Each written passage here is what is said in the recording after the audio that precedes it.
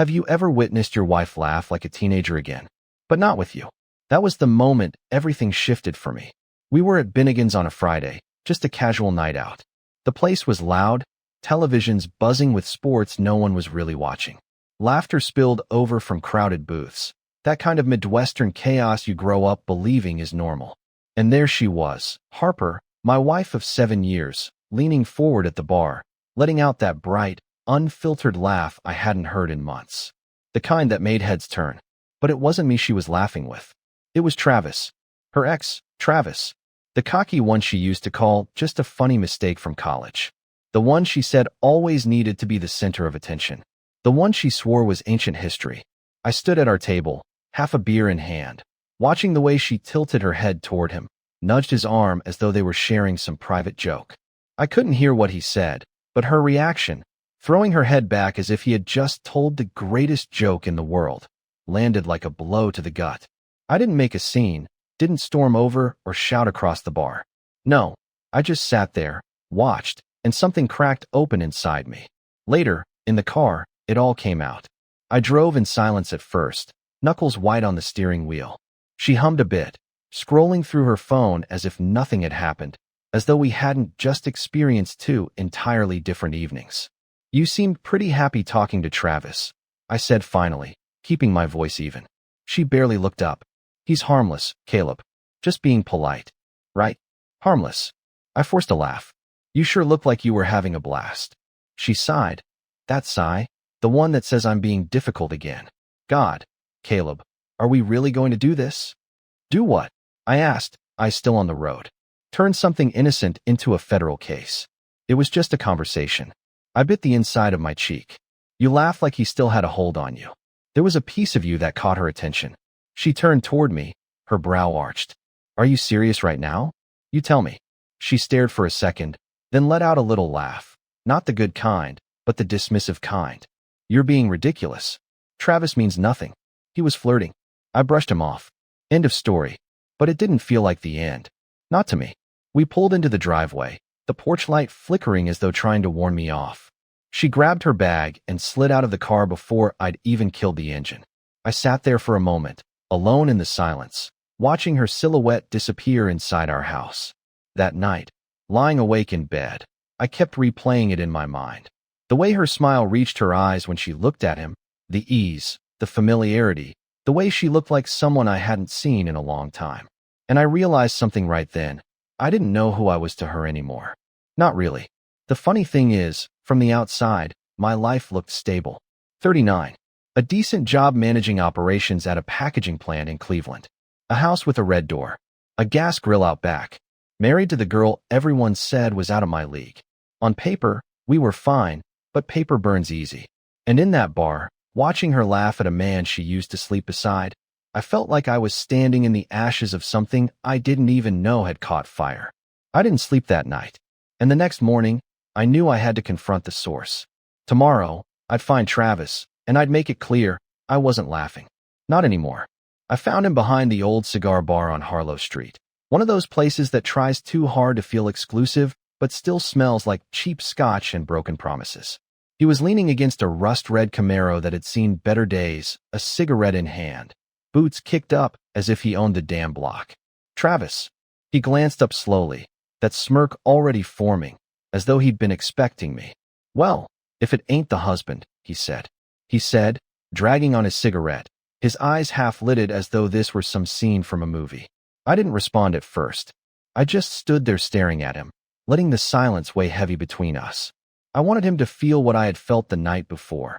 The knot in the stomach, the static in the brain, the bitter burn in the throat. She's married, I said finally, my voice low. He chuckled. Yeah, I remember the wedding photos on her old fridge. Great lighting. I took a step forward then. You know, last night wasn't okay. He exhaled smoke in a slow stream. Relax, man. It was just some laughs, catching up. You know how people are when they run into someone from the good old days. You weren't just catching up. You were flirting. He shrugged as though I'd complimented his shirt. Maybe. So what? I felt the heat rise in my chest. So what? You were touching her arm, leaning in close. You knew exactly what you were doing. Travis grinned. I flirt with whoever I want, Caleb. Always have. If it landed, maybe that says more about your situation than mine. My hands curled into fists before I even knew it. I stepped in close enough to smell the smoke and stale cologne. That same sick, sweet scent that had clung to Harper's coat years ago, back when they were still a thing. He didn't back up, just stared at me with that lazy defiance. "You looking to fight me now?" he said, raising an eyebrow. "'Cause I'll be honest, man, that'd make this week a hell of a lot more interesting. And I might have. God help me, I might have taken the swing. Just one. Just enough to wipe that smirk off his face for good. But we weren't alone. Two guys came out from the bar's side door, laughing about something, then catching sight of us. One of them, a big guy in a leather vest, paused and stepped toward us, his voice wary. "Everything all right here?" Travis smiled wide. "Yeah, we're good. Just two old friends catching up." I stepped back, my jaw clenched so tight it hurt. "This isn't over," I muttered. I tapped my ash onto the sidewalk. "It never is, brother." I walked away, my fists still trembling. I did not look back. At home, Harper was in the kitchen, pouring cereal as if it were any other morning. She was wearing one of my old flannels. It's funny how that used to feel like a sweet gesture. Now it just looked like camouflage. "How was your morning?" she asked, casual as ever. I ran into Travis. Her spoon froze midair. I waited for the guilt, for the explanation, for anything resembling concern. But she just sighed and set the bowl down. "You're being a jealous fool." "Jealous?" I asked, my voice rising despite myself. "He said he flirts with whoever he wants, and you laugh like he'd earned it." She didn't flinch. "Because he's irrelevant, Caleb. I don't care about him." "You do. You humiliated me." She rolled her eyes. I didn't realize smiling was a crime now. We stood there in the tension, the air so thick it felt like glass, ready to shatter at a word. And I realized this wasn't about Travis. It was about us. The gap between us. The way she no longer looked at me like someone worth protecting, like her husband, like a man she feared losing. I walked out of the kitchen without another word. Because if she wasn't going to see me, maybe it was time someone else did. I drove without a destination. Just turned corners. Let the gas needle fall without checking it. Sometimes I do that when I'm coming undone. Move until the motion feels like control. As if keeping the tires spinning would keep the world from spinning, too. I ended up outside my sister's house. Natalie, 3 years older and twice as sharp. She always knew when something was wrong.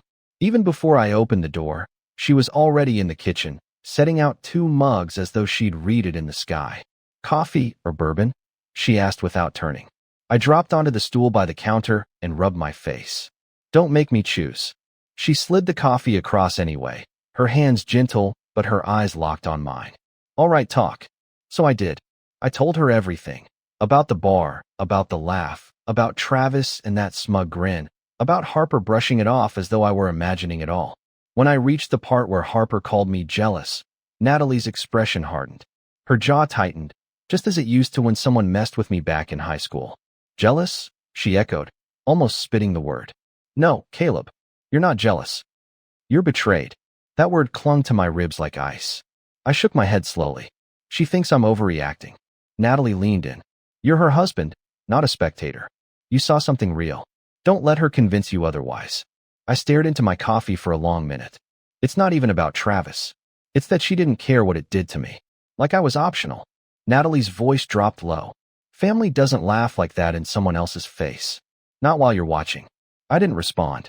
I couldn't, because that struck harder than I wanted to admit. She let the silence hang for a moment.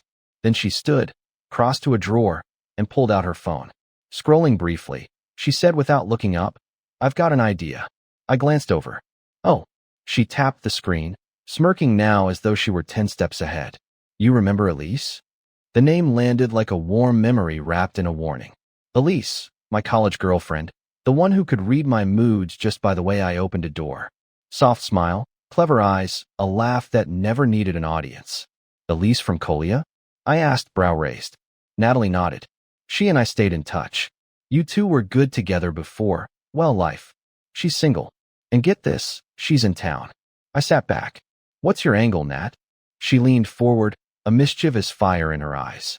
"Harper wants to play subtle games." "Fine. Let's change the players. I'm throwing a party next Saturday. You'll be there. And so will Elise." I opened my mouth to speak, but she cut me off. "Don't look at me like that. You're not cheating. You are reminding your wife of all she took for granted. Make her feel precisely what you felt in that bar. A part of me bristled at the thought. Another part, the part that felt bruised and buried, leaned in. Think it'll work? Natalie smiled as though she were already rolling the credits. Just wear that navy shirt. You know the one. I laughed. It was the first real laugh I'd had in days. And as I sat there, the plan already taking shape, a strange calm began to settle over me. Perhaps I wasn't the one unraveling after all. Perhaps Harper was about to learn what it feels like when the mirror turns back on her. I don't know what it says about me that I didn't cancel the party. That when Saturday arrived, I stood before my bedroom mirror longer than I had in months, adjusting the cuffs of that navy shirt Natalie had insisted on. Maybe it says I wanted revenge. Maybe it says I needed to be seen again. Or maybe I just wanted Harper to feel a fraction of what I felt, watching her laugh at another man as though I didn't exist. She emerged from the bathroom just as I fastened the collar. And I swear to God, she was glowing. Her hair curled perfectly, eyes lined with that smoky edge she only bothered with when she wanted attention. A black dress tied at the waist. Heels I hadn't seen in years. It was the kind of outfit that didn't whisper confidence, it shouted it. She paused when she saw me. A smirk touched her lips. You clean up nice. I met her eyes in the mirror. You're dressed to kill. She twirled a strand of hair as if it were nothing. Can't a woman look good for her husband? I turned then, facing her fully. That depends.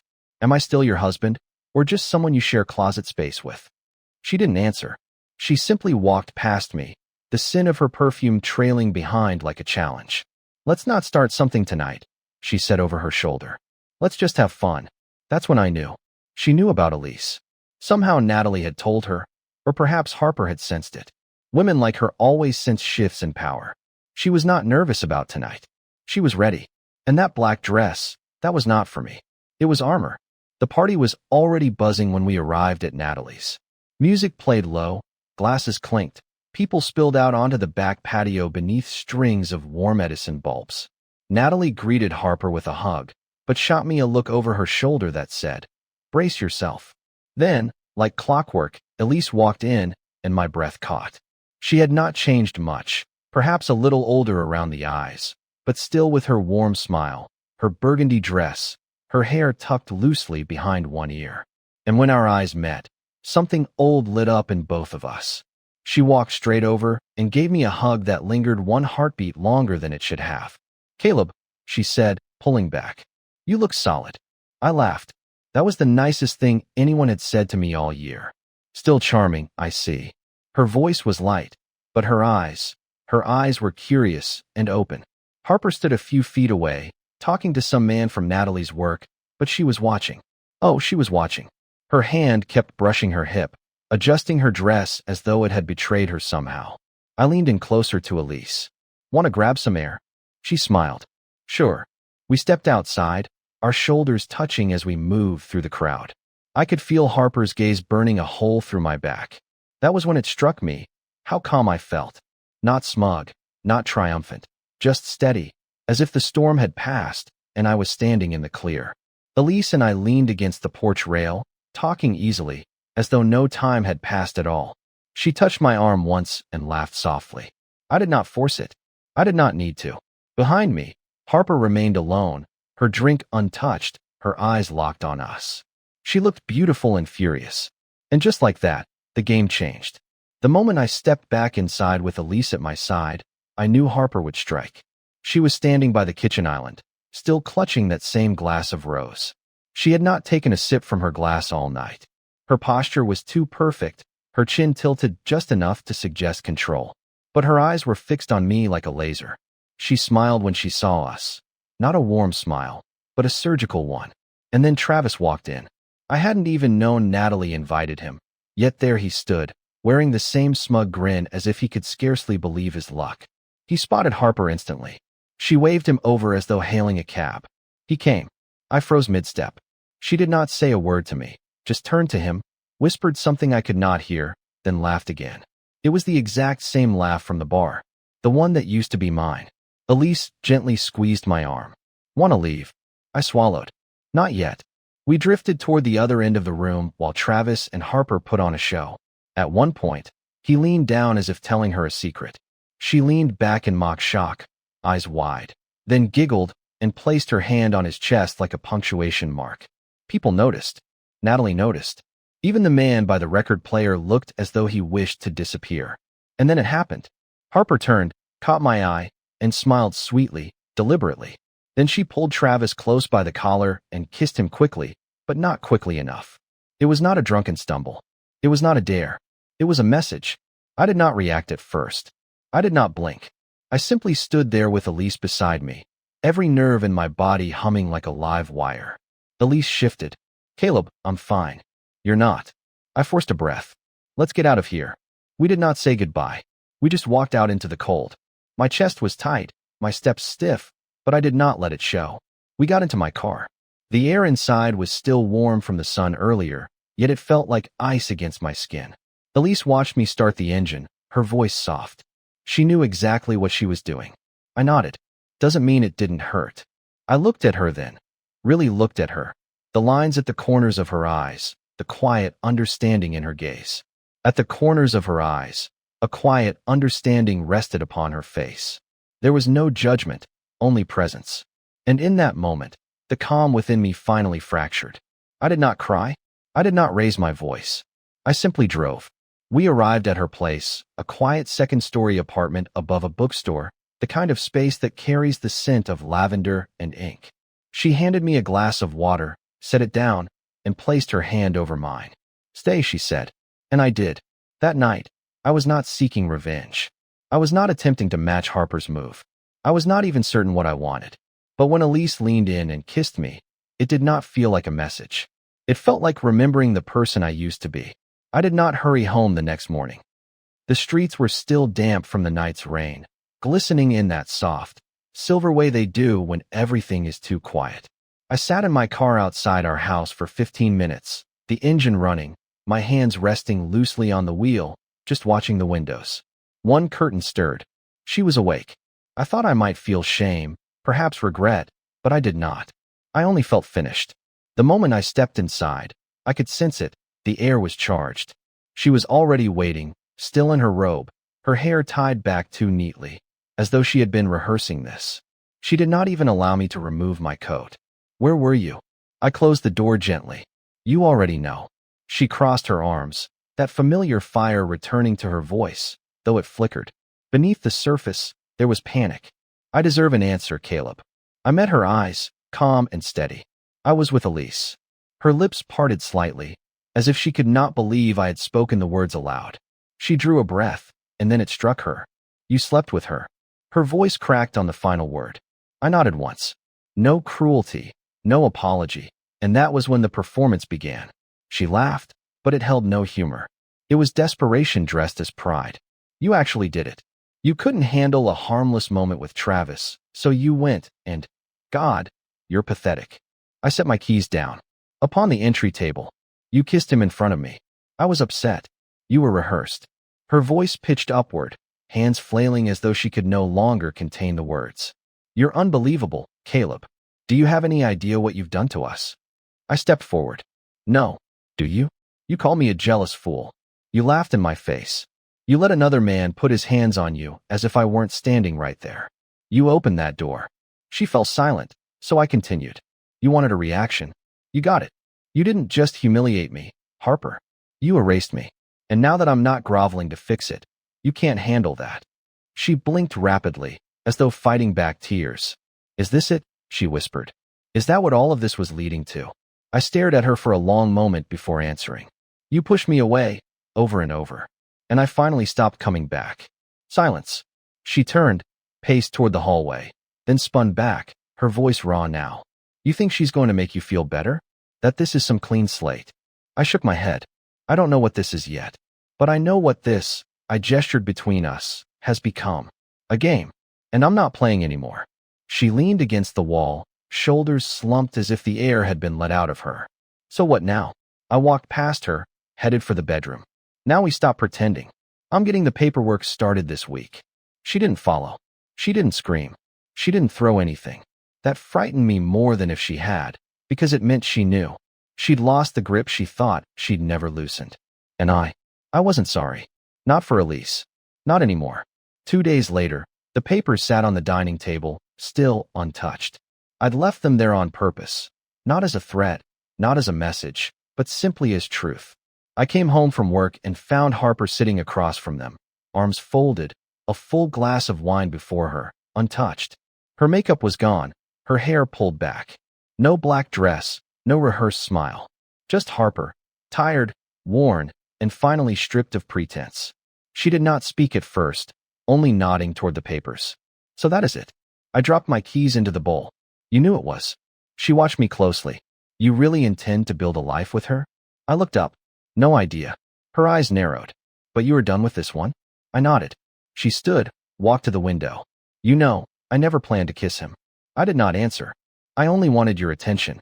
That is all. Still, I said nothing. I did not sleep with him, she added, as though that might redeem her. I stepped closer. You did not have to. You aimed the arrow. You simply did not expect me to bleed more quietly than you imagined.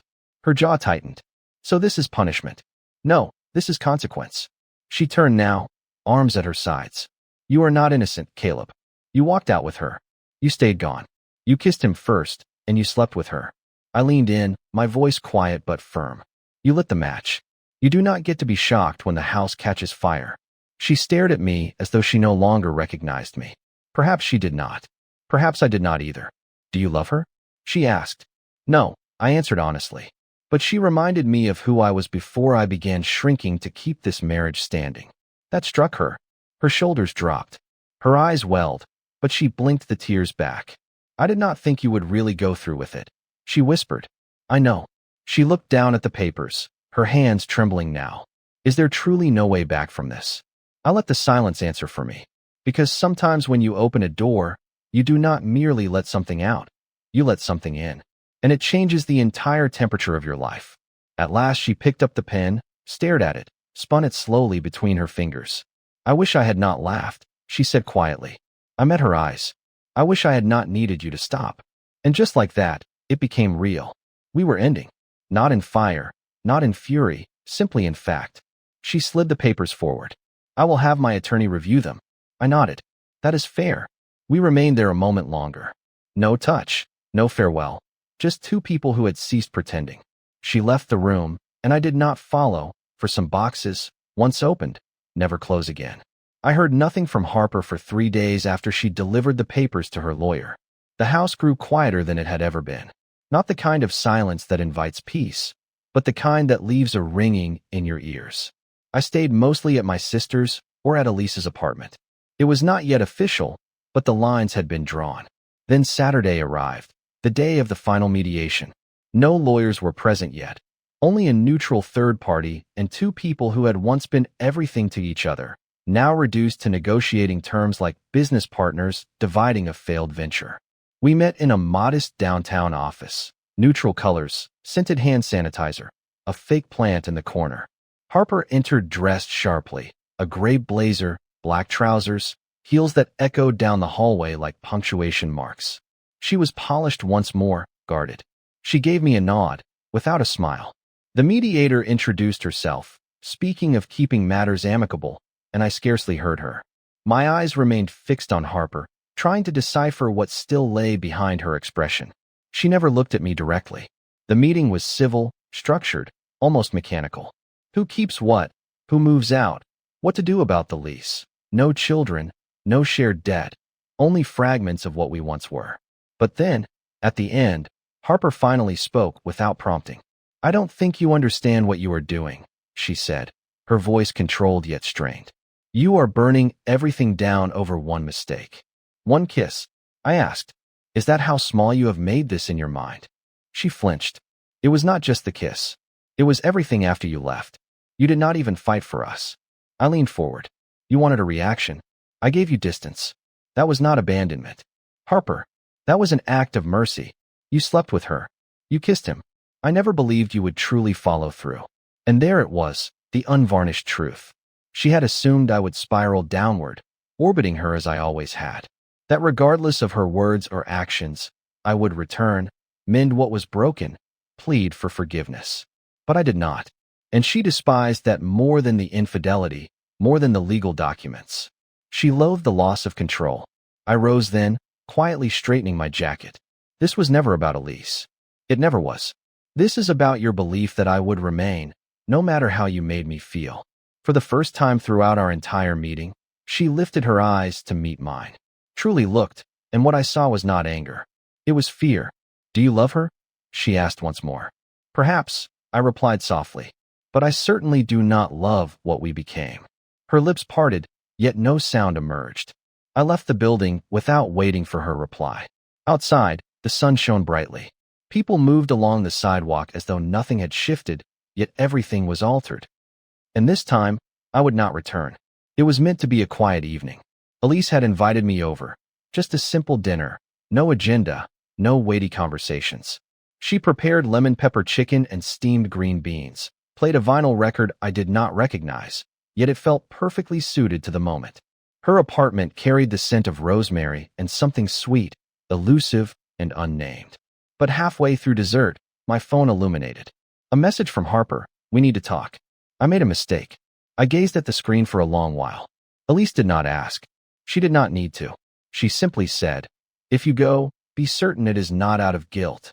That is the essence of Elise. She never clutches too tightly. She understands what she brings into a room, and she does not fear my departure. So, I returned to the house I once called home. She opened the door before I could knock. Her hair was down, her face free of makeup, dressed in a hoodie and leggings as she used to wear on Sundays when life felt light. She looked up at me, something raw and unveiled in her eyes. "I'm sorry," she said immediately. I spoke. I never intended for things to go that far. With Travis that night, I believed I was in control, but when I saw you with her, I lost all restraint. I stepped inside slowly. The place looked just the same, yet it felt hollow. She followed me into the living room, wringing her hands. "I know what I did was cruel. I laughed in your face. I pushed, and when you finally broke, I blamed you for it." I stayed silent, my hands buried in my jacket pockets. "I was angry," she whispered. "Jealous, but mostly I was scared." I turned toward her. "Scared of what?" She swallowed. "That you'd stop needing me. That you'd realize how long I'd stopped being a real partner to you. And once I felt that shift, I didn't know how to fix it. So, I acted like a child." A long silence hung between us. Then she stepped closer, her eyes glistening. "But I still love you, Caleb." I never stopped. I looked at her, really looked. This woman I'd spent 7 years of my life with. I'd seen her at her best and at her cruelest. I'd shared birthdays, hospital visits, burned dinners, and quiet car rides with her. I believe she meant it, but I couldn't feel it anymore. "I slept with Elise," I said. Not as a weapon, not to hurt her, just as a fact. Her body recoiled as if I had struck her. "No," she whispered, tears rising fast. "You're just saying that to get back at me." "No," I cut in. "I'm saying it because you asked me to come back, and you need to know the full truth." She staggered backward, hands pressed to her face, her breath catching as though she couldn't breathe. "You really did it?" she cried. "You just ran into her arms." "No," I said calmly. "After you kissed another man in front of me." She let out a sound, half sob, half scream. "You're disgusting." I nodded slowly. "You opened Pandora's box, Harper. You don't get to act surprised by what came out." She stormed into the kitchen, grabbed a wine glass, and hurled it across the room. It shattered against the wall, and I didn't flinch. I just turned for the door. "The door. You do not get to walk out again," she shouted. But I already had, and this time, I would not be back.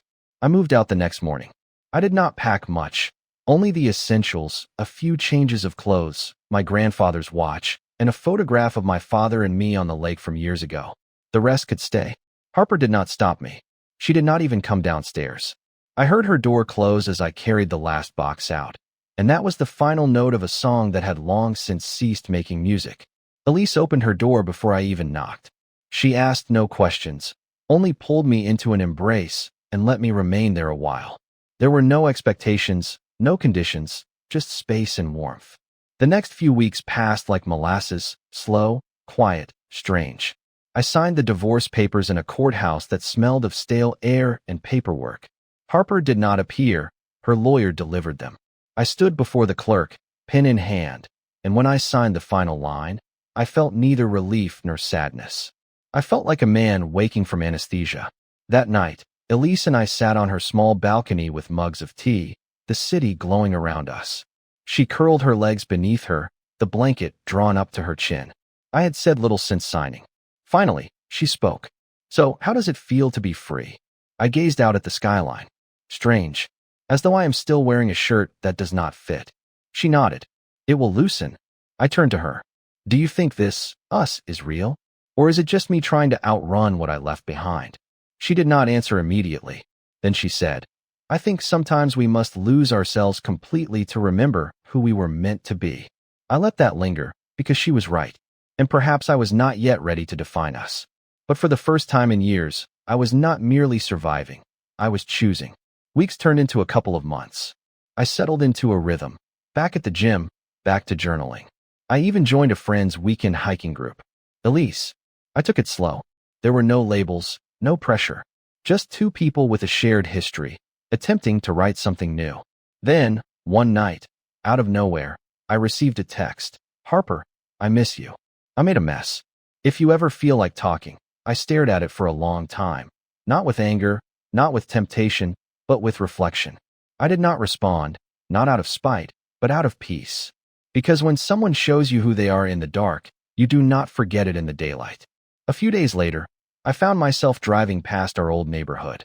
I pulled into the gas station near the house, the same spot where I used to stop on Friday nights to pick up flowers, beer, or whatever she needed.